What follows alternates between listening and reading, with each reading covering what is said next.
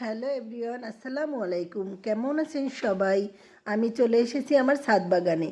তো এই যে আমার পেঁপে গাছগুলোতে পেঁপে ফুল আসতে শুরু করেছে। আর পেঁপে গাছে একটা গাছে কিন্তু ছড়া ফুল আসছে। এটা কিন্তু পুরুষ পেঁপে গাছ।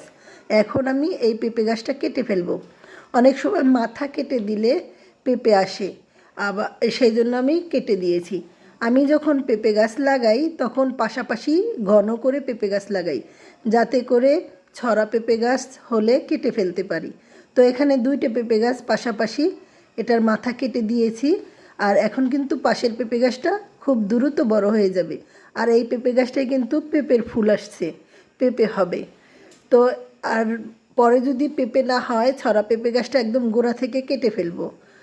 আজকের মতো এ পর্যন্তই। সবাই ভালো থাকবেন, সুস্থ থাকবেন, গাছ বসাবেন। আল্লাহ হাফেজ।